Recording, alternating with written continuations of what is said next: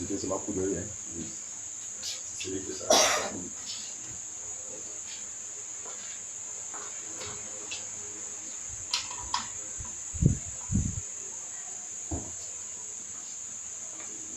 Bon, déjà, je tiens à rendre grâce à Dieu pour ceux qui, au milieu de nous, comprennent l'importance de l'enseignement. Voilà. Si, en tant que conducteurs que nous sommes, nous évertuons à être là tous les jours, parce que nous savons que l'enseignement est déterminant pour le peuple. Et nous voulons vous encourager à vous efforcer à être fidèles aux enseignements, parce que quand on n'est pas fidèle aux enseignements, il n'est pas évident qu'on soit, on demeure dans le même esprit. Voilà. Donc, ayons la même pensée, et la pensée unique que nous pouvons avoir dépend de quoi? Dépend des enseignements que nous recevons. En fait, c'est l'enseignement qui amène le peuple à l'unité de la foi. Voilà. Alors, donc, nous allons, par la grâce de Dieu, je crois que chacun de nous est informé qu'un jour, le Seigneur doit revenir dans ce monde. J'espère que tout le monde a cette information. Il a été un moment dans ce monde, d'accord, mais avec un but, celui de passer par l'œuvre de la croix pour que nous soyons sauvés. Donc, si nous sommes sauvés aujourd'hui, c'est parce qu'il est passé par la mort de la croix. Et après sa mort, le Seigneur Jésus a fait une promesse. Il dit que je m'en vais, d'accord, mais pas indéfiniment, parce que je reviendrai vous chercher. Donc, nous, en tant que croyants, nous avons cette espérance. Nous savons que, quelles que soient les années, les 2000 et quelques, les 3000 qui pourraient arriver, le Seigneur tiendra à sa promesse, laquelle il reviendra nous chercher. Alors prenons Jean chapitre 14. Alors le thème, qu'est-ce qu'on va dire? On va dire, voilà, Jésus connaît-il le jour de son retour? Voilà. Donc Jésus connaît. Bonsoir. Connaît-il le jour de son retour? La paix n'est pas bien.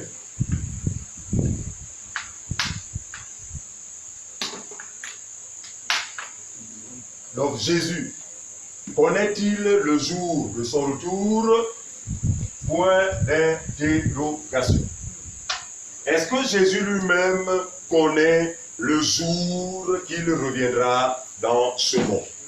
Je pose cette question, ou encore nous avons pour thème cette question, parce qu'effectivement, il y a une écriture, n'est-ce pas, qui a donné à certains de croire que le Seigneur ne connaît pas, lui-même ne connaît pas le jour où il reviendra.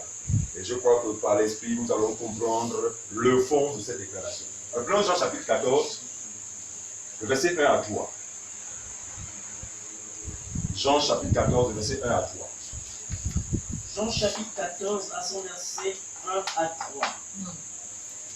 Page 1082. Il est écrit: que votre cœur ne se trouble point. Que votre cœur ne se trouble point. Ça s'adresse ici à qui? Aux siens, n'est-ce pas? Très bien. Croyez en Dieu. Croyez en Dieu. Et croyez en moi. Très bien. Cette parole est d'actualité. Elle nous concerne parce que nous lui appartenons. D'accord? Donc notre cœur ne soit pas troublé. Croyons en Dieu et croyons en notre Seigneur Jésus-Christ. On y va. Il y a plusieurs demeures dans la maison de mon Père. Il y a plusieurs demeures dans la maison de mon Père. Si cela n'était pas, je vous l'aurais dit. Je l'aurais dit. Je vais vous préparer une place. Et lorsque je m'en serai allé et que je vous aurai préparé une place. Donc, quand je m'en serai allé, après que j'aurai préparé une place pour chacun d'entre vous, je reviendrai. Je reviendrai où? Sur la terre, n'est-ce pas? Mais quel est l'intérêt de Dieu sur la terre si ce n'est nous? Bien sûr. Il ne revient pas pour le monde. Il faut bien comprendre ça. Jésus ne reviendra pas pour le monde. Jésus revient pour nous. C'est-à-dire que si nous ne sommes pas là, il ne peut même plus revenir ici sur cette terre. C'est une terre hostile. une terre où le mal règne, les ténèbres règnent. Mais à cause de nous savons l'amour de Dieu, à cause de l'amour, il est obligé de revenir encore dans ce monde ténébreux. Mais pourquoi? Pour chercher tout ce qui lui a appartenu. Donc, une fois je vous aurai préparé une place, je reviendrai vers vous, donc sur la terre. Ensuite, et je vous prendrai avec moi. Afin que là où je suis, aussi. Vous soyez aussi. Est-ce que tout le monde tient compte de cette merveilleuse promesse? La Bible dit, quand il viendra nous chercher, il nous amènera. De telle sorte que là où il sera, nous aussi, nous y soyons. Ah, ça c'est une promesse alléchante. Quand nous soupirons, nous allons continuer à espérer parce que ce sont des choses que nous n'avons jamais vues, mais nous croyons qu'elles sont certaines parce qu'elles sont sorties de la bouche de notre Seigneur Jésus-Christ, qui est la vérité. J'ai l'habitude de dire, Dieu ne ment pas comme moi. Dieu dit la vérité. Voilà. Et ce qui est sorti de sa bouche pour nous est une parole certaine et véritable. Donc en entendant ces choses, en tant qu'enfants de Dieu, vivons toujours dans l'espérance. Croyons, attendons toujours ce jour-là parce que ce jour aura bel et bien lieu. D'aucuns me diront, non, mais c'est tellement que je serai déjà mort. Oui, ne t'en fais pas. Il viendra pas seulement chercher les vivants, mais aussi les morts en Christ. C'est pas pourquoi. C'est-à-dire que parmi nous les croyants, à son retour, peut-être que nous-mêmes, moi, je serais peut-être déjà mort. Tant mieux. Ça ne va pas me faire rater ce vol. Je vais parler comme les hommes. Je serai au rendez-vous. Donc, de mon tombeau, quand il viendra, je sortirai de mon tombeau pour me joindre aux vivants en Christ qui va trouver. Pour que ensemble, et les morts en Christ et ceux qui sont vivants soient enlevés pour être avec lui. Au siècle des siècles. Alors, à l'époque de Paul, justement, à l'époque des apôtres, il y avait des gens, donc des faux prophètes, parce que l'affaire des faux prophètes n'a pas commencé seulement aujourd'hui, il y en a toujours eu. Et après, nous, si Jésus ne revient pas, il y en aura encore et encore. Pourquoi? Comme je disais tout à l'heure, avant que les frères et les sœurs n'arrivent, le monde est un champ dans lequel a été sémé deux types de semences. La bonne semence et la mauvaise semence. Et Jésus, au cours de sa parabole, alors qu'il envoie ses serviteurs pour récolter, n'est-ce pas, de ce qu'il avait semé comme semence, les serviteurs lui rapporteront que, ah Seigneur, on est parti, mais on s'est rendu compte d'une chose, c'est que à côté de la semence que tu as plantée, il y a une autre semence. Nous nous posons la question de savoir, mais qui a planté en dehors de toi? Il dit, c'est le malin. Voilà. Donc, sur le même champ, le diable a aussi planté, a mis en terre sa semence. Et comme il était question de récolter la bonne semence, mais les deux se ressemblaient tellement, les deux se côtoyaient tellement, que les serviteurs, les moissonneurs avaient du mal à pouvoir les récolter. Ils vont dire, Seigneur, non, là, si on prend le risque de commencer à récolter ta semence, on risque, n'est-ce pas, on risque plutôt d'enlever, voilà, la mauvaise herbe ou la mauvaise semence, on risque de détruire ta semence. Et Dieu leur dira ceci, bon écoutez, dans ce cas, je vous prie de laisser les deux semences pousser ensemble. C'est pourquoi nous disons souvent à la radio que notre émission n'a pas pour but d'arrêter ou d'arrêter les œuvres, en fait, d'arrêter les manipulations, les escroqueries dans les églises. On ne peut pas arrêter ça. Notre émission n'a pas pour but de mettre fin, en fait, aux dérives que nous dénonçons. Loin de là, nous n'en avons pas ce pouvoir. Mais notre émission ou encore notre évangile, quand je parle de notre, ce n'est pas l'évangile qu'on peut coller à Dieudonné ni à Fabrice, mais notre évangile, l'évangile des saints. Parce que c'est cet évangile qui nous a sauvés. C'est cet évangile à travers lequel nous nous reconnaissons. Très bien. Notre évangile vise un seul but, les brebis égarées de la maison d'Israël. Quand je ne parle pas d'Israël ici, je ne suis pas dans le contexte d'Israël selon Matthieu chapitre 10. Pas Israël selon la chair, mais Israël selon l'Esprit. Il y a des brebis qui sont destinées à la vie éternelle, mais qui pour le moment, certains sont dans les temples appelés églises, certains sont dans ces lieux de commerce appelés églises, d'autres sont manipulés, d'autres sont escroqués, etc. D'autres sont dans la magie, au nom du Seigneur Jésus-Christ, la sorcellerie même au nom du Seigneur Jésus-Christ, mais ils ne vont pas demeurer là-bas indéfiniment. Pourquoi? Parce que Dieu ne les a pas destinés à se perdre. Amen. Autant marqués par Dieu, fixés par Dieu, ces brebis vont entendre ce qu'on a entendu. Parce que nous sommes venus dans le Seigneur, c'est tellement parce qu'on a entendu la voix du Maître.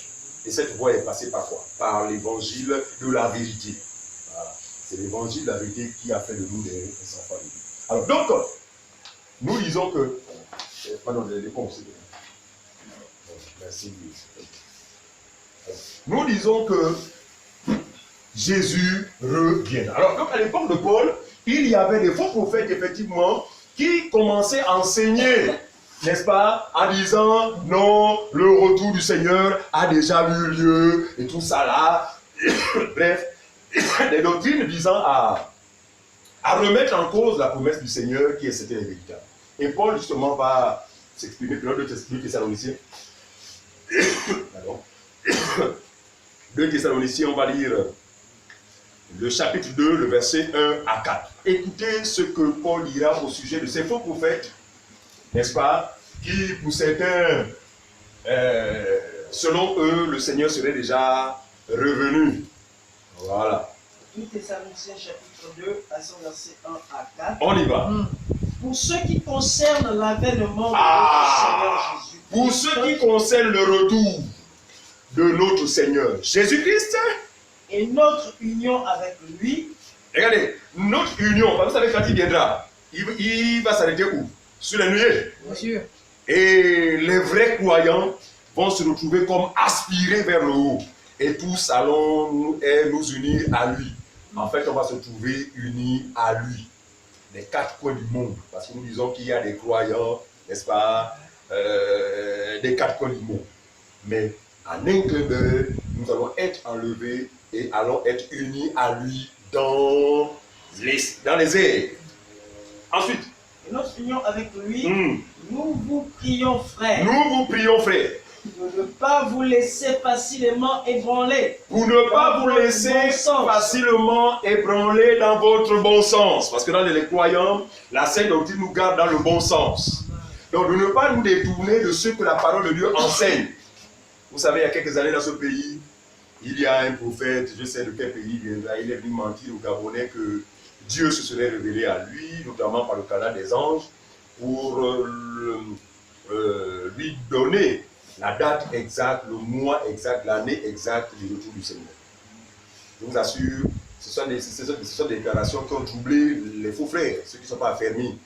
Voilà, beaucoup étaient troublés. Oh, vraiment, Jésus revient, Jésus revient. Et puis tout le monde a été surpris de savoir que cette date est arrivée. Rien ne s'est jamais fait.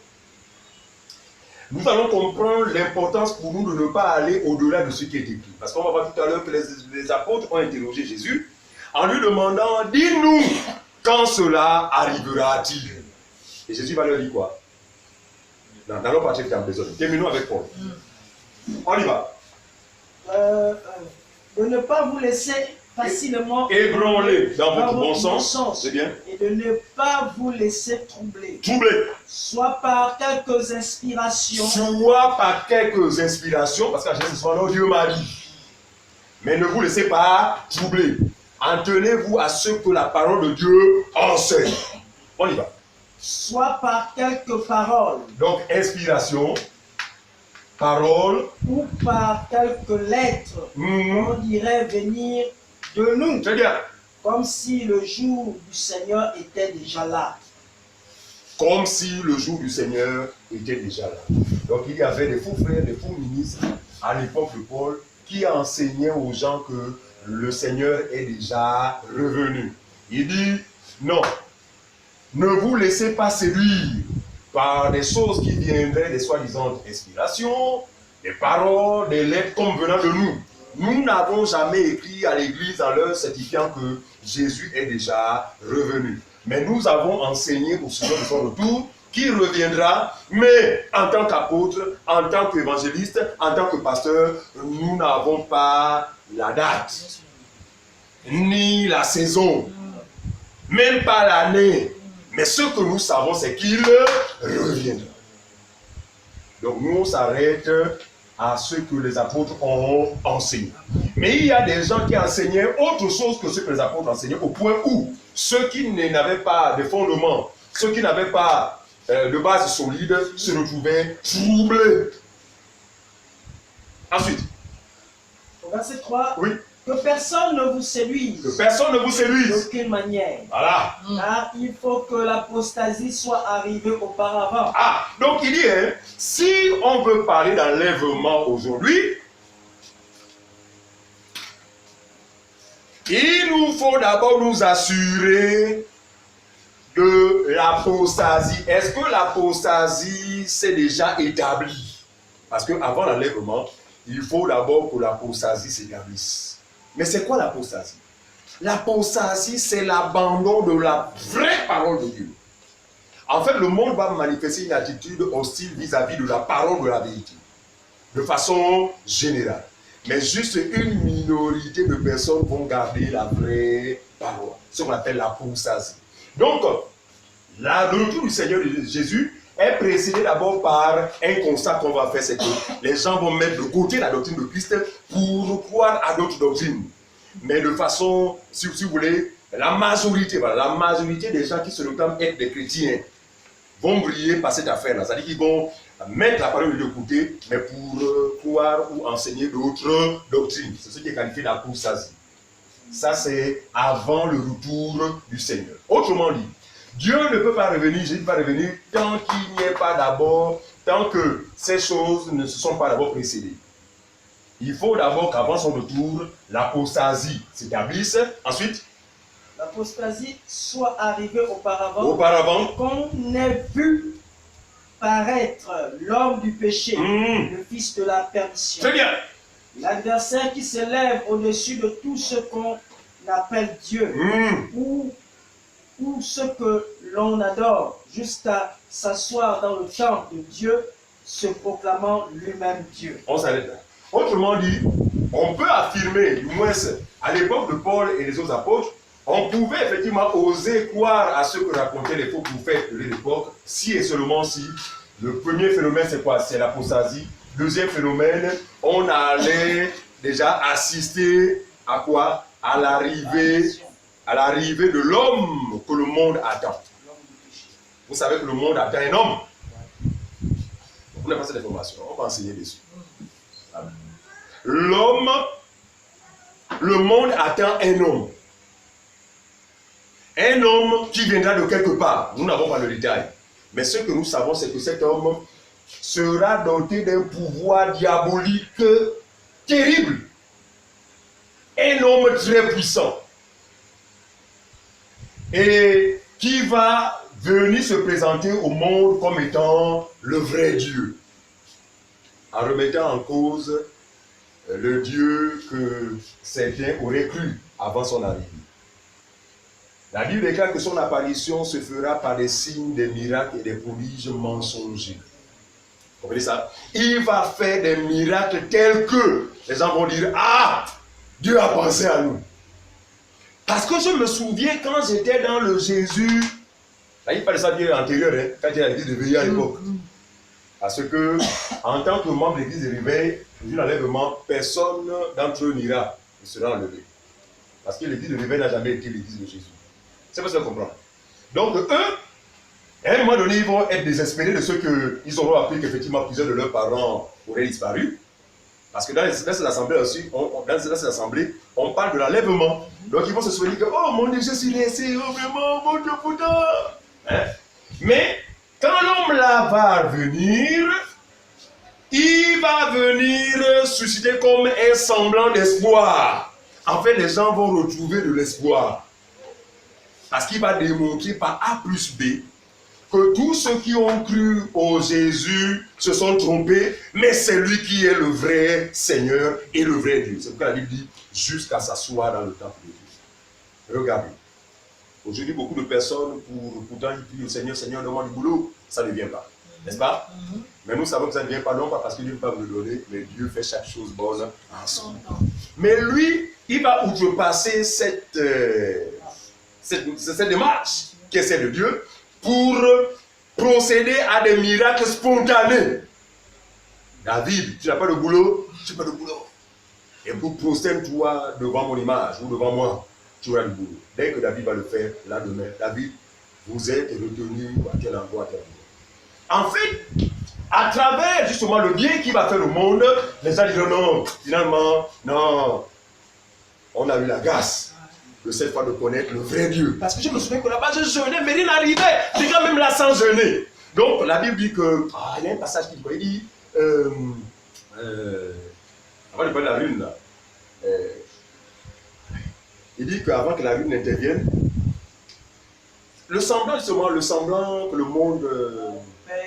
voilà, merci Seigneur. C'est l'écriture seulement qui m'échappe. Il dit, lorsque les gens diront paix et sécurité, d'accord, c'est alors qu'une ruine soudaine les surprendra. Autrement dit, pendant le règne de cet homme-là sur la terre, les gens vont expérimenter une sécurité qu'ils n'ont jamais expérimentée.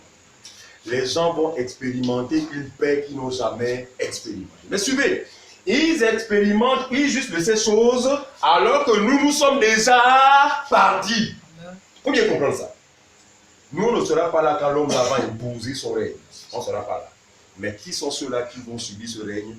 Le monde. Quand je parle de monde, les gens qui vont pas à l'église, en griffe, ceux qui vont dans les églises de réveil, ceux qui vont dans l'église catholique, et toutes les sectes pernicieuses là, musulmans, tout ça. En fait, c'est ce que Dieu appelle le monde. Eux n'auront pas part à ce à quoi nous attendons, mais resteront dans ce monde. C'est eux qui jouiront des bienfaits éphémères de cet homme-là, parce que Dieu le détruira par la suite. Il va faire des miracles extraordinaires. Vous avez été amputé du pied, il suffirait à cet homme seulement de dire une parole, votre pied va pousser devant vous comme ça. Regardez, après un tel miracle, qu'est-ce qui va vous empêcher de l'adorer? C'est un exemple simple. Je dis, vous étiez amputé. Nous savons que les difficultés quand Dieu ces personnes amputées du pied ou de la main. Mais l'homme là aura ce pouvoir-là de faire pousser les jambes et les mains des gens. 40 ans, vous êtes resté amputé. Et le pied pousse. Est-ce que vous avez du mal à adorer l'homme là? Ces miracles auront un seul but, amener le monde entier à pouvoir l'adorer. Autrement dit, il va remplacer le vrai Dieu sur la terre. Quand bien même, il ne le peut. Dieu reste Dieu au-dessus de toutes choses. Mais il va tromper le monde, il va tromper ceux qui vont rester, n'est-ce pas, en les faisant croire qu'il est l'homme de la situation. Parce qu'il va répondre, je vous assure, de façon efficace, de façon spontanée, à tous leurs besoins sociaux. C'est ce qui justifie aujourd'hui la démarche des faux serviteurs. En fait, les faux serviteurs sont en train de préparer l'arrivée de l'homme là. C'est pourquoi leur évangile ne vise que la satisfaction des choses de la chair, de la terre. Habituer les gens à aimer le monde. De telle sorte qu'il viendra, eh bien, les gens vont se retrouver dans ce que l'homme là va apporter comme concept. Est-ce que tout le monde comprend ça? Très bien. Alors, donc, prenons maintenant, on n'a pas fini. 1, 2 Thessaloniciens, on n'a pas fini. Donc, jusqu'à s'asseoir. L'adversaire qui se lève au-dessus de tout ce qu'on appelle Dieu, ou de ce qu'on adore, jusqu'à s'asseoir dans le temple de Dieu, se proclamant lui-même Dieu. C'est ce qu'il écrit. Oui. Se proclamant lui-même Dieu. Et les gens vont croire, hein? Parce que l'homme aime à ceux qui frappent à l'œil. Attends. Non. Comment avait-il dit qu'il n'est pas Dieu? Regarde mon pied. Pendant 40 ans, ce pied a amputé le pied. Voilà le pied revenu. Pourquoi ne pas dire qu'il est Dieu? C'est qu'au chômage, j'avais du mal à me marier, mais lui, il m'a seulement touché avec le petit doigt. Je me suis marié. Donc, la satisfaction qu'il va apporter au monde charnel va leur convaincre que, finalement, donc on s'était trompé en croyant à celui-là. Non, nous ne serons plus là. Nous serons déjà unis à celui qui est venu qui serait venu nous chercher. Prenons maintenant Matthieu chapitre 24, verset 36. Matthieu 24, 36. On disait ici, ce qu'on a dit, on a dit quoi? 2 Thessaloniciens. 2 combien? 1 à 3. Voilà. Donc on a dit maintenant Matthieu 24, 26, hein? 36. Ok. Matthieu 24, 36. On y va. Pour ce qui est du jour, Pour ce qui est du jour, et de l'heure, de l'heure, personne ne le sait. qui parle comme ça? Jésus-Christ. De ce qui est du jour, Et de l'heure, personne ne le sait. personne ne le sait. Non, prenez d'abord le verset 3 d'abord, avant d'aller au 36. Verset 3 d'abord, et puis le 36. Il s'assit sur la montagne des Oliviers. Les disciples vinrent en particulier lui faire cette question. Jésus assis sur la montagne, en particulier, les disciples vinrent effectivement poser à Jésus des questions. Dis-nous, Dis-nous, maître. quand cela arrivera-t-il? Ici, la question est posée, quand est-ce ou encore quel est le jour de ton avènement? Tu reviendras à quel moment exactement, Seigneur? Voilà la question qui est posée à Jésus par ses disciples. Noir sur blanc, c'est qui est écrit? Bien sûr. On y va. Et quel sera le signe de ton avènement? Qu'est-ce qui va justement, quel sera le signe de ton retour sur terre pour venir nous chercher? Et de la fin du monde? Très bien. L'appel au verset 36. Pour ce qui est du jour et de l'heure, La réponse du Seigneur, personne ne le sait. pour ce qui est du jour et de l'heure, personne ne le sait. C'est pourquoi vous allez voir quand vous lisez toutes les épîtres, toutes les lettres des apôtres, aucun d'eux ne s'est aventuré à fixer une date dans cette affaire. Vous savez pourquoi? Non. Parce que le maître ne leur avait jamais donné une date. Mais tout ce que le maître leur avait dit, c'est que je reviendrai. Et nous aussi, nous sommes de ceux-là qui nous contentons seulement de savoir qu'il reviendra. Maintenant, la date, on ne vous la donnera jamais parce que nous-mêmes, nous la connaissons. Donc, nous nous limitons simplement à la promesse qui nous a été faite par notre Seigneur parce qu'il ne ment pas. Il ne ment pas. Ensuite, Pour ce qui est du jour et de l'heure, personne ne le sait, personne ne le sait, ni les anges des cieux, ni les anges des cieux, ni le Fils. Ni le Fils, il dit d'abord personne, hein? oui, personne ne le sait, voilà. ni les anges des cieux, Ni les anges des cieux, ni le Fils, mais le Père seul. Amen. ni le Fils, mais le Père seul.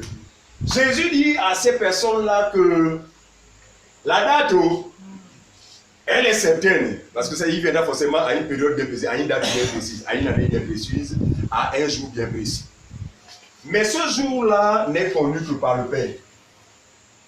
Personne parmi les hommes ne connaît la date. Personne parmi les anges des cieux. Pourquoi cette précision? Parce qu'en dehors des anges des cieux, il y a des anges déchus, qu'on appelle aujourd'hui les démons. Ce sont eux qui font ce travail de séduire les gens à travers les songes, les révélations bidons. Vous voyez, quelqu'un qui va créer, je prends l'exemple de chauffard, ou bien l'exemple de cacophilie. D'accord?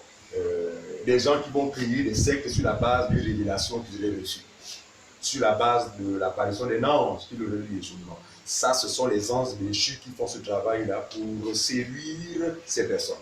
Donc, c'est pourquoi il dit les anges des cieux, du moins les anges qui ne sont pas corrompus, les anges de Dieu. Donc, personne parmi les hommes, personne parmi les anges de Dieu, même pas le Fils. Voici une parole qui va causer le trouble et qui continue à causer le trouble parce que quand on voit le Fils et le Père, tout de suite on fait quoi? On fait une distinction. Est-ce que vous comprenez? On fait une distinction. Ah, il y a le Fils à côté et il y a le Père à côté. Vous voyez, cette doctrine embrouille ceux qui ne sont pas appelés à la vie éternelle. Mais ceux qui sont appelés à la vie éternelle ont eu la grâce de comprendre avec simplicité les mathématiques de Dieu. Donc, quand on parle de père, de personne, on voit quoi? Les hommes. Quand on parle des anges, on voit les anges, donc les esprits, sont des esprits, non? Voilà, les esprits. Et quand on parle du Fils, on voit qui? Jésus. Alors prenons les hommes, prenons personne. Donc Matthieu chapitre 16. Matthieu chapitre 16, s'il vous plaît, verset 17. Commençons par comprendre les personnes. Quand on dit personne, donc personne, on fait allusion à des hommes. Donc, personne né de la chair et de le sang et du sang, qui qu'il soit, pasteur, docteur, prophète ou etc., ne peut connaître le jour, la date, l'heure, je ne sais pas quoi, la saison du retour de notre Seigneur Jésus-Christ. Mais le seul qui connaît cette affaire, c'est le Père. Allons-y. Matthieu chapitre 16 à son verset 17. C'est bien. Jésus reprenant la parole. Jésus reprenant la parole, donc après que Pierre ait dit, tu es le Fils, tu es le Christ, le Fils du Dieu vivant, d'accord? Et Jésus va dire ceci. Vas-y, dis. Reprenant la parole, Jésus reprenant la parole lui dit, tu es heureux, Simon, fils de Jonas. Tu es heureux, Simon, fils de Jonas. Car ce ne sont pas la chair et le sang qui t'ont révélé cela, mais c'est mon Père qui est dans les cieux. Très bien. Autrement dit, les choses de Dieu ne peuvent être révélées que par l'Esprit et non par la chair et le sang. Mais pourquoi l'auteur fait mention de chair et de sang dans l'affaire de révélation? Pourquoi il colle la chair et le sang à la révélation? Parce que la chair aussi donne des révélations. Il y a des révélations charnelles. Ouais, c'est la chair quoi. Mais oh, j'ai mis révélation. Non, c'est la chair.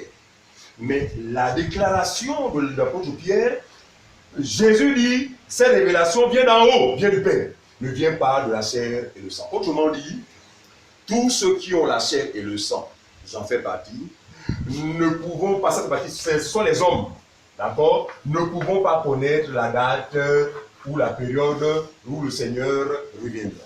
Ce que nous savons, comme j'ai dit tout à l'heure, le Seigneur a donné un certain nombre de signes, n'est-ce pas, qui nous sert effectivement de repère. En fait, quand on regarde là, oh, là c'est bientôt, hein. Voilà. Mais la date, honnêtement, un vrai ministre de Dieu, honnête, qui se respecte, ne vous dira jamais, oh, je connais le jour. Sinon, c'est faire de Dieu un menteur. Est-ce que c'est clair? Alors, donc, quand je parle des hommes ici, je ne parle pas seulement hommes ici, englobe quoi? Englobe les hommes naturels, les chrétiens, les ministres. Aucun de ces trois catégories de personnes ne peut connaître le jour où le Seigneur revient. Donc que quelqu'un ne vous dise pas au nom de ceux que non, je suis un apôtre. C'est nous les apôtres, Dieu nous parle directement. Non, c'est un menteur. Ils ne peuvent pas vous donner avec précision la date. Et d'ailleurs, j'apprends même que plusieurs faux prophètes, n'est-ce pas, ont fixé des dates comme ça là depuis toujours, d'accord? Mais ils ont été confondus. Plusieurs. Donc le dernier qui est venu au Gabon là n'était pas donc le dernier, n'était pas le premier. Plusieurs avant nous.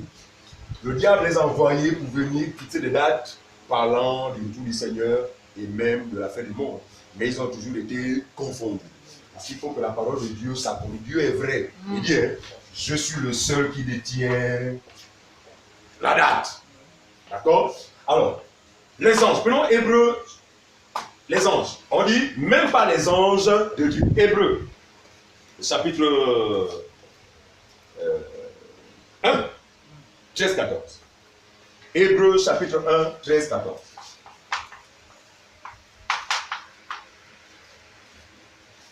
Hébreux chapitre 13, Hébreux chapitre 1, 13-14. 13-14. Et auquel des anges n'a-t-il jamais dit, assieds-toi à ma droite, jusqu'à ce que je fasse de... Il dit, Dieu n'a jamais dit à un ange, glorieux soit-il. Oh, ange Gabriel, comme tu es puissant, glorieux, viens t'asseoir à ma droite. Il ne l'a jamais dit à un ange, mais il a dit à qui? À Jésus seul. C'est Jésus seul qui est assis à la droite de Dieu. Nous y reviendrons. On y va. Assieds-toi à ma droite jusqu'à 14. Jusqu'à ce que je fasse de tes ennemis. Jusqu'à ce que je fasse de tes ennemis. Ton marchepied. On y va. Ne sont-ils pas tous des esprits? Ah, au service de Dieu. Les anges sont des esprits au service de Dieu. Ensuite, Envoyés pour exercer un ministère en faveur de ceux qui doivent hériter. Amen. Amen. Je voudrais profiter de cette parole parce qu'aujourd'hui, il y a des faux frères qui, dans leur prière, donnent des ordres aux anges. Oh, ma chère, toi, ange, je t'ordonne de me. Les anges sont premièrement au service de Dieu. C'est ce qu'on a vu, non? Et Dieu fait quoi? Les envoie. Pour Dieu exercer un ministère. Donc le ministère que les anges exercent en notre faveur, les ordres leur viennent de qui? Dieu. Très bien. Pourquoi Dieu n'a pas voulu que, bien que nous soyons au-dessus des anges, que nous les ordonnions? Pourquoi? Parce que l'homme est ce qu'il est, on avait fini par leur rendre culte. L'homme est ce qu'il est. Regardez, Jean était rempli de l'esprit. Mais pendant sa révélation, un ange va apparaître. Et Jean va commencer à trembler tous ses membres. Et ce qu'il va faire, il va chercher à se poser. Qu'est-ce que l'ange va dire? Lève-toi, Jean. Je suis à ton service. C'est Dieu qu'il faut adorer. Pourtant, Jean avait le Saint-Esprit.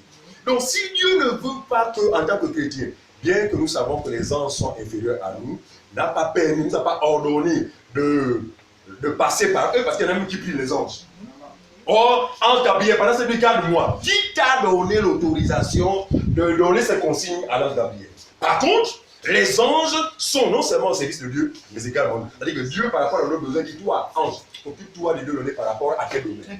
Est-ce que tu me comprends cela? Pour éviter que l'homme, n'est-ce pas, se détourne du vrai Dieu pour rendre un culte aux anges. Parce qu'ils sont aussi dotés de certains pouvoirs, des pouvoirs divins qui pourraient nous mystifier au point de dire, ah non, je pense que je me condamne de l'ange là, parce que là, Dieu la menace avec l'esprit. Voyez-vous? Alors donc Dieu a mis les garde-fous pour nous préserver à l'adoration qui doit être rendue au Dieu unique. Colossiens chapitre 2. Colossiens, allons-y. Colossiens chapitre 2, verset 18. Colossiens chapitre 2. Voilà, ce passage va nous montrer pourquoi Dieu, effectivement, n'a pas voulu que nous prions les anges, que nous leur ordonnons à faire ceci ou cela en notre faveur. Par contre, nous croyons qu'effectivement, ils sont au service, mais attention, par le biais de Dieu lui-même, c'est Dieu qui connaît nos réalités et il affecte les anges pour notre bien. Voilà exactement ce que la parole de Dieu enseigne. Pourquoi un vrai croyant n'invoquera jamais un ange? Voilà, comme ça se fait dans les sectes pernicieuses. On y va. Colossiens chapitre 2, on a vu ça? Verset 18, on y va. Aucun homme sous une apparence d'humilité et par un culte des anges. Qu'aucun homme sous une apparence d'humilité, n'est-ce pas? Oui. Et par un culte des anges. Et par un culte. Donc, le culte des anges existe. Il y a des gens qui rendraient un culte aux anges. Regardez ce qu'ils savent, parce qu'ils croient rendre un culte même aux anges de Dieu. Mais les anges déchus profitent de ça, effectivement. Vous savez que Satan essaie de mort. Ah, ce qui leur fait du bien, c'est de recevoir le culte de la part des hommes. Voilà. Donc, sans le savoir, vous adorez Satan, soi-disant par le biais d'un ange, l'archange Michel. Je pense à Saint Céleste. Oh, l'archange Michel, oh machin. Non, vous êtes en train d'adorer des démons sans que vous le sachiez.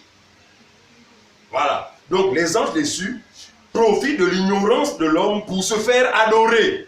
Parce que c'est ce que le maître a toujours recherché. S'il a été précipité là, parce qu'il voulait se faire adorer. Et cette disposition est toujours en lui. Il cherche toujours à se faire adorer. C'est lui qui se cache derrière les différentes croyances qu'on peut observer à travers le monde.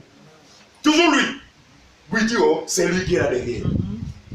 Toutes les croyances, c'est pourquoi? Parce que lui, il se plaît de recevoir, de détourner l'adoration qui doit être orientée vers Dieu pour l'orienter vers lui.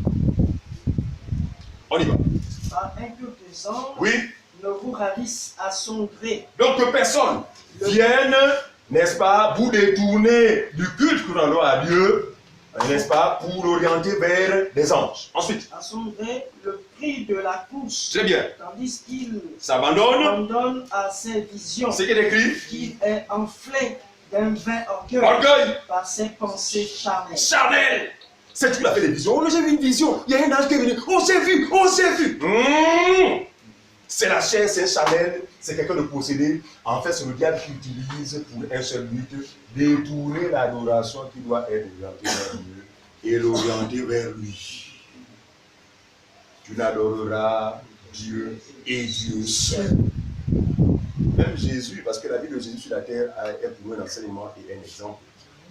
Lorsque le diable vous a dit non, il est écrit, tu n'adoreras pas d'autre Dieu devant ma face.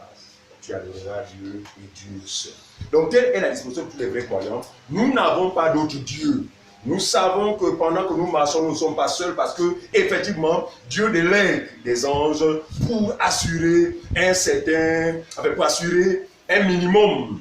Pourquoi pas même un maximum de sécurité, etc. Bref, il y a tellement de choses.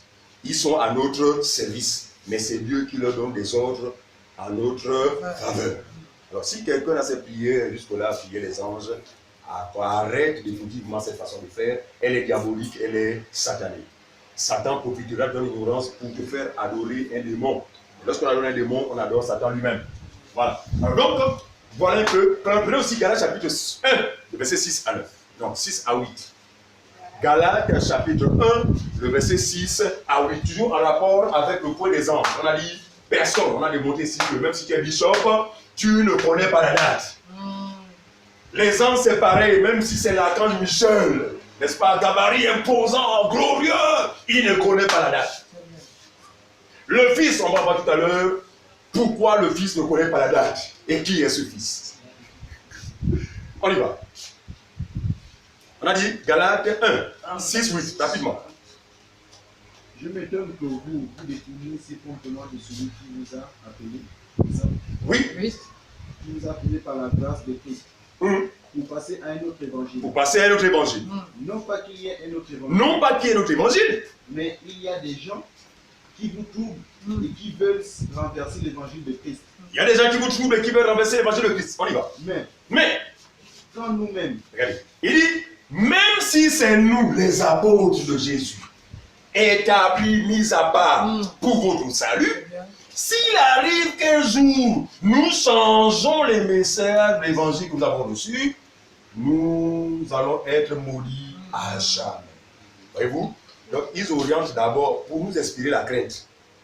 Parce que pour ces personnes, nous avons du respect. D'accord? Mais ils vont dire, bien qu'on a été des piliers dans cette affaire, si nous nous détournons du message unique qu'on a reçu, eh bien, on sera des apôtres maudits.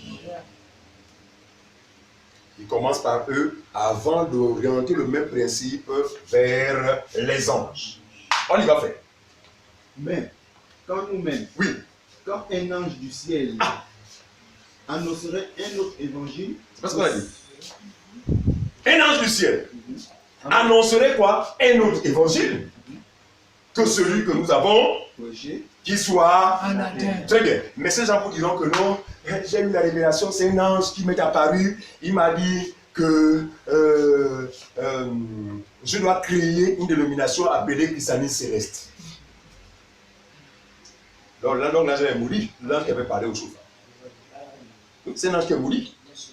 Parce que c'est un ange qui apporte un message contraire à l'évangile unique. Et il ne peut apporter un message contraire à l'évangile unique que les anges déchus.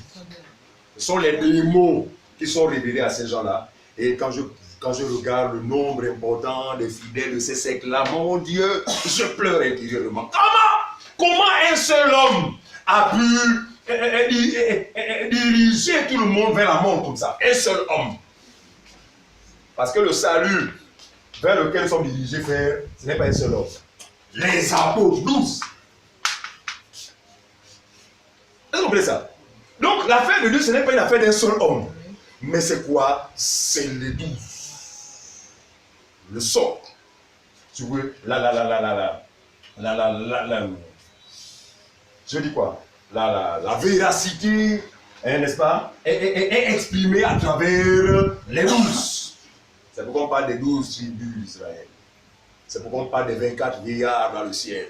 C'est pourquoi on parle des 12 apôtres. Voyez-vous, c'est pourquoi on parle des 12 pierres. 12. Pour certifier, n'est-ce pas, le message de l'évangile. Or, les fondateurs des sectes, en général, c'est les individus. Oh, j'ai Kimbangu. Eux, c'était comme ça. Il passait isolé. Dieu m'a montré un rêve. J'ai vu, il a dit que. Il a créé Kimbanguiste. Christianisme céleste aussi pareil. Toutes les sectes pernicieuses là, qui sont créées par des hommes, qui ont développé des doctrines particulières au détriment de la doctrine unique qui devait être le partage de tous les vrais croyants, ont été trompés par des anges déchus en quête d'adoration. Donc, c'est clair, parmi les hommes, personne, c'est ça? Parmi les anges, personne. Et Jésus va oser dire, même le Fils ne connaît pas. Les témoins de Dieu vont dire, voilà une parole qui montre que Dieu ne peut pas être en même temps son Père et en même temps son Fils. Deux personnes distinctes. Nous, par l'Esprit, nous comprenons que cette déclaration n'avait aucun rapport avec la distinction, sauf que certainement ceux qui l'écoutaient ce jour-là ne comprenaient pas le fond de la pensée du Seigneur. Pourquoi? Parce que si c'était dans le but de causer la distinction, Ésaïe le prophète, parce que l'église du Seigneur est bâtie sur le fondement des apôtres et des prophètes, Ésaïe étant un prophète, n'aurait pas dit ceci. Dans Ésaïe chapitre 9, le verset 5, ou le verset 6, lisons ça. 5 ou 6, parce que c'est selon les versions des Bibles, ça varie. Ésaïe chapitre 9, le verset 5 ou 6. Il est écrit, voilà. Ésaïe chapitre 9, verset 6. 6, voilà, chez le c'est 6. L'autre version c'est 5. Car un enfant nous est né. Car un enfant nous est né. Ésaïe parle de qui? Verset 5. Il était un prophète, non? Oui. Mais le prophète, un vrai prophète de Dieu parle de qui? Voilà. Un vrai prophète, on ne parle pas de Jésus. Hein. Le prophète qui dit qu'il est prophète envoyé de Dieu, qui parle de lui-même, est un faux prophète. Donc, Ésaïe va parler de Jésus en disant quoi? Car un enfant nous est né. Un enfant nous est né. Un fils nous est donné. Un fils nous est donné. La domination reposera sur son épaule. La domination reposera sur son épaule. On l'appellera l'admirable. On l'appellera l'admirable. Conseiller. Conseiller. Dieu puissant. Dieu puissant. Père éternel. Merci frère. C'est qu'il écrit. Père. Assurez là où c'est écrit Père éternel. Père éternel. Père éternel. C'est qu'il écrit dans ce blanc. Mais on a dit qu'Ésaïe a parlé de Christ. Ça veut dire que l'enfant qui allait naître là, Ésaïe avait l'esprit de Dieu. Savait que ce n'était pas un simple enfant. Mais c'est le Père éternel qui devait habiter ce sanctuaire ambulant pendant une petite période avant de regagner le véritable sanctuaire. Donc si nous disons que Ésaïe chapitre 9, verset 5 parlait de Jésus, par conséquent, le Fils est censé faire quoi? Connaître la date. Amen. Non. Si nous considérons qu'Ésaïe parle de Jésus, donc nous comprenons que finalement donc Jésus, quand il dit même pas moi, ce n'est pas dans le but de faire une distinction, mais c'est pour un autre but que je vais, par la grâce de Dieu, révéler ici. Il sait qu'il est Dieu. Autrement dit, cette affaire-là, il n'y a que moi, parce que les deux sont un. Amen. Pas nous, il n'y a que moi, vous pouvez dire le Père. Donc, il n'y a que le Père qui connaît la date. Donc, nous confirmons qu'il y a une date, n'est-ce pas, bien précise, que Dieu seul connaît, qui, pendant laquelle, n'est-ce pas, une date où le Seigneur reviendra, qui est détenu par Dieu et Dieu seul. Regardez, aujourd'hui, beaucoup de personnes se cognent la tête au sujet de la personne de Jésus, et lorsque nous voyons les gens s'embrouiller avec la divinité de Jésus, parce qu'aujourd'hui, les sectes naissent de plus en plus, n'est-ce pas, qui, n'est-ce pas, tiennent mordicus en disant qu'il y a une différence entre Jésus et son Père, en s'appuyant sur des Écritures, où Jésus dit, mon Père est plus grand que moi, je ne fais rien sans la volonté de mon Père. En fait, ils s'en tiennent à ce qui est écrit. Regardez, Jésus va dire aux Juifs de son époque, il leur dira ceci. Si vous ne croyez pas, non, si vous ne croyez pas aux écrits, aux Écritures, comment croirez-vous en mes paroles? Si vous ne croyez pas à ce qui est écrit, ici il fait allusion à la loi, les prophètes, en fait aux Écritures saintes, avant son arrivée. Si vous ne croyez pas ce que les prophètes ont dit de moi, comment allez-vous croire en mes paroles? Donc ici, le Seigneur Jésus fait la différence entre les écrits et ses paroles. Donc il y a une différence entre les Écritures et la parole de Dieu. Regardez. Si nous marchons selon les Écritures, on va commencer à enseigner un homme qui craint Dieu doit avoir 700 concubines et 300 épouses. 700 épouses légitimes et 300 concubines. Oh frère, pourquoi tu enseignes comme ça? Mais Salomon, c'est écrit, venez on va lire. Effectivement, les écrits, c'est bien écrit. Salomon eut 700 épouses et 300 concubines. C'est ce que tu comprends. Mais pour nous, ce n'est pas la parole de Dieu. C'est fort. Donc, il nous faut prendre les mêmes écritures et retrouver le sens de 700 épouses légitimes et 300 concubines. Alors, c'est que tu es à l'école, 700 plus 300, ça fait combien?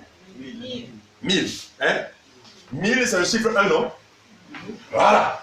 En fait, la définition que je cache là, c'est que les 700 et les 1000, ça fait 1. 1 là, c'est quoi? C'est l'église, nous, l'épouse de Jésus. Jésus n'est pas un polygame. Arrêtez ça. Il y a un faux prophète qui a dit, lui, il est là dans 14, il dit que c'est pas fini. Il dit que, avant qu'il meure, il faut qu'il ait au moins une centaine. Parce que Salomon, c'était un homme qui craignait Dieu. Mais Dieu, effectivement, n'a pas trouvé de mal dans la vie bizarre qu'a mené Salomon. Non, nous disons que il y a une différence entre les écrits et la parole. La parole de Dieu, c'est quoi? C'est l'homme quittera son père et sa mère, s'attachera à sa femme. Ah, si c'était Salomon, à ses femmes. Et les deux deviendront une seule chair. Jésus viendra chercher combien d'églises? Une seule église. D'Adam était sorti combien de femmes? Une seule femme. Les côtes de Jésus lors de sa crucifixion étaient sortis combien de femmes? Une seule. Représentée par quel symbole était symbole? Le du sang. De l'eau et du sang. Et Jean va dire quelque part que l'eau, le sang et l'esprit. Ah, c'est forêt. Donc nous comprenons que le concubinat, ou plutôt, la polygamie n'existe pas dans l'église. Il n'y a que les impudiques qui vont développer des doctrines bizarres de ce genre pour amener les gens dans ce qui est contraire à la parole de Dieu. Pourquoi? Parce qu'ils auraient été victimes de la lettre. La lettre tue, mais c'est l'explication qui donne la vie au peuple. Regarde. Donc beaucoup de personnes s'embrouillent au sujet de la divinité de Jésus. Et cela n'est pas étonnant. Pourquoi? Parce que les prophètes se sont exprimés à cet effet. Prenons Ésaïe chapitre... Ésaïe, s'il vous plaît, on va lire rapidement de verset 14. Ésaïe 8, verset 14. Ésaïe 8. Ésaïe 8, 14. On y va vite. Verset 14. Et il sera un sanctuaire. Ésaïe le prophète encore, parle de Jésus. Il dit Jésus, ça c'était son nom, mais nous savons qu'il a parlé de Jésus. Et il sera un sanctuaire. Il sera quoi un sanctuaire? C'est quoi un sanctuaire? C'est une maison, hein, dans laquelle on met quoi? On met quelque chose de sacré. Donc l'arche de l'alliance était dans une maison. L'arche de l'alliance était dans un sanctuaire. Il dit, Jésus sera quoi? Une maison. Autrement dit, son corps sera une maison qui va être habitée par le Père. Parce que c'est le Père qui était dans Jésus. Mais les Juifs n'avaient pas cette connaissance. Même ses parents n'avaient pas cette connaissance. Le Père de la mère dit, oh, mais nous savons que c'est le Fils de... Nous l'avons vu naître. D'accord? Voilà. Il n'avait pas la connaissance de laquelle il n'était qu'une enveloppe, un sanctuaire, habité par le Dieu véritable, créateur du ciel et de la terre. On y va. Et il sera un sanctuaire, Oui. mais aussi une pierre d'achoppement. C'est ce qu'il écrit. Non seulement Dieu va habiter dans un corps, mais ce corps sera une pierre d'achoppement. Ça veut dire quoi? Ça veut dire que les gens ne vont se contenter de son apparence sans chercher à savoir celui qui est en lui. C'est cette même pierre d'achoppement dont est victime les gens aujourd'hui. Oh, Jésus c'est le Fils de Dieu. Non, il ne peut pas être. Non, ce n'est pas le Père. Oh, oh. Voilà. Donc, celui qui s'embrouille en ce qui concerne l'évité de Jésus, Jésus est pour lui quoi? Une pierre d'achoppement. Tu as fini? Verset 14. Un rocher de scandale. Un rocher de scandale. Pour les deux maisons. Un rocher de scandale pour les deux maisons d'Israël. Pourquoi le scandale? Parce que quand il va même aider, quand il va essayer de les aider, ça va leur dire que non, c'est moi. Blasphème! C'est ça, non? Parce qu'il tentait parfois d'essayer de les aider, que vous embrouillez là, je vous dis quand même avec eux, c'est moi. Blasphème! On a tenté de le lapider à plusieurs reprises. Pourtant, il disait la vérité. Il a été pour eux une occasion de chute, un rocher de scandale. Jésus va naître. Luc chapitre 2. Prenons ça. Verset 29 à 34, rapidement. Luc chapitre 2. Verset 29 d'abord. Luc chapitre 2 à son verset 29. Maintenant, Seigneur, tu laisses ton serviteur s'en aller en paix. Siméon. Selon ta parole. Ok, Siméon, qu'est-ce que Dieu avait dit à Siméon? Tu ne mourras pas sans voir Monsieur Jésus, qu'on appelle le salut. Donc même si la myopie t'attaque, tu ne mourras pas. Même si le rhumatisme attaque tout ton corps, Monsieur Siméon, tu ne mourras pas. Il faut que tes yeux, ou encore tu papes le salut qui a été annoncé à Israël. Quand on parle de salut, c'est qui? C'est une personne. Non, le salut est une personne. C'est Jésus. Ensuite. Au verset 30. Oui. Car mes yeux ont vu ton salut. Donc il va attraper l'enfant, il va dire, ah Seigneur, mes yeux ont vu ton salut. Salut que tu as préparé devant tous les peuples. Ah! Ensuite, tous les peuples. Donc Dieu avait en vue le salut de tous les peuples, pas seulement Israël. J'ai bien, vas-y frère. Lumière pour éclairer les nations. Oui. Et gloire d'Israël, ton peuple. J'ai bien. Son père et sa mère étaient dans l'admiration des choses qu'on disait de lui. Joseph et Marie étaient heureux. Oh, vraiment notre fils, vraiment. Siméon les bénit. Et dit à Marie. Et dit à Marie. Et dit à Marie, sa mère. Écoutez ce que Siméon va dire à Marie, sa mère. Voici cet enfant. Voici l'enfant que vous avez mis au monde là. Est destiné à amener la chute et le relèvement de plusieurs en Israël. Destiné à amener la chute et le relèvement. Donc, Jésus va faire tomber plus certains. Le même Jésus va donner à certains de pouvoir se relever. Nous sommes de ceux-là que Jésus a relevés. Pour d'autres, les témoins de Jéhovah, Jésus les a fait tomber. Tous ceux qui remettent en cause la divinité de Jésus, Jésus les a fait tomber. Ensuite, frère. Et à devenir un signe qui provoquera la contradiction. C'est qui comme ça? Jésus va quoi? Devenir un signe qui va provoquer quoi? La contradiction. C'est pourquoi il se bat sur quoi il était. Non, Jésus n'est pas Dieu. Non, Jésus c'est le Fils. Oh, Jésus. Voilà. Ils sont victimes de cette prophétie. Un sujet qui va provoquer quoi? La contradiction. Ensuite. Et à toi-même une épée. Épée te transpercera. On s'arrête là.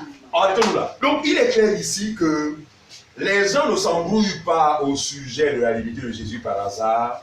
C'est simplement qu'il faut que la prophétie s'accomplisse. Mais heureux pour qui cette prophétie ne sera pas une occasion de chute. Nous sommes de ceux là, on a mis la grâce de croire aussi simplement qu'il n'y a pas de différence entre le Père et le Fils. Et il n'y a pas longtemps, un dimanche, je nous a aidé à mieux comprendre. Jésus va dire, je suis le chemin, la vérité et la vie. Personne... Hein? Personne ne va au Père, non? Ça, c'est le bon français. Le bon français dit, personne ne va au Père.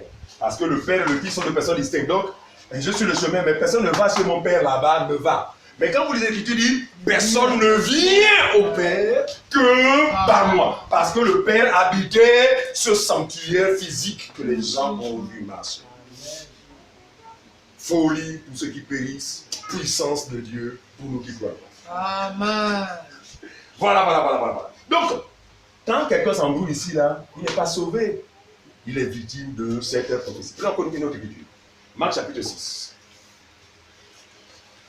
Non, Luc 7 d'abord, 23. Luc 7, 23. On va aller rapidement, avant de comprendre le Fils.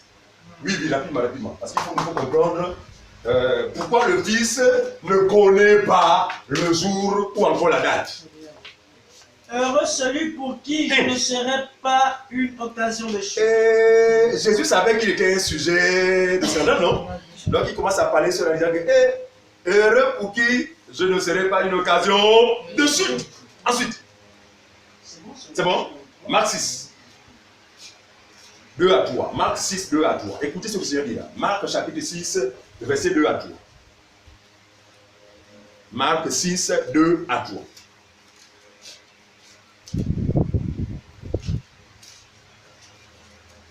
Marc 6, 2 à 3. 2 à 3.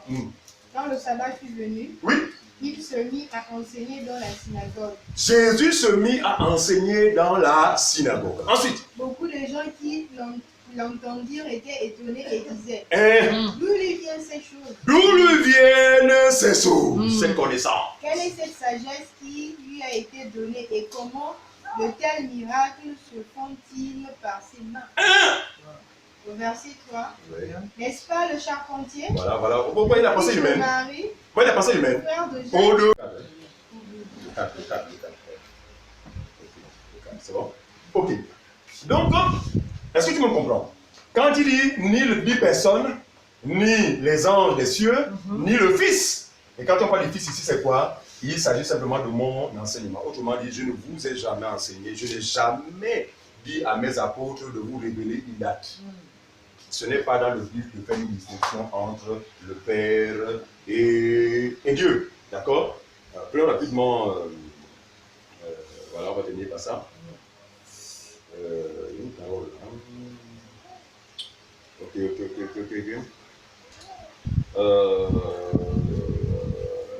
Marc 13, 33. Marc 13, 33.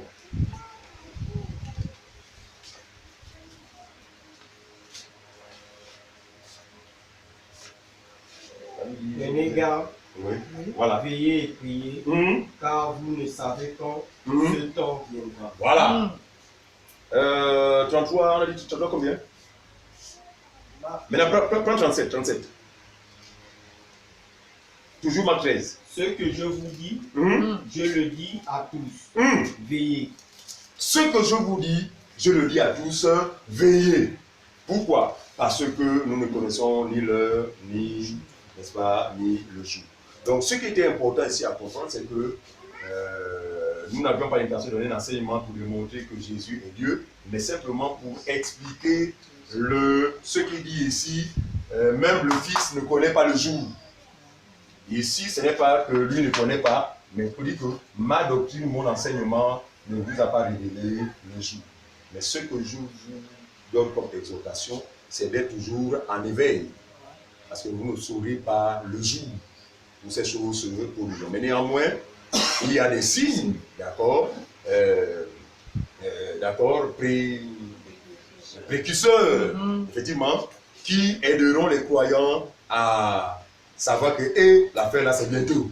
Par conséquent, davantage, je dois demeurer dans la parole de Dieu. Donc, que Dieu bénisse sa parole. Voilà un peu. Donc, conclusion, le Fils connaît la date. Donc, ne venez pas un jour poser la question, ancien, mais c'est quand la date? Allez demander au Fils. Et il ne vous dira rien d'ailleurs.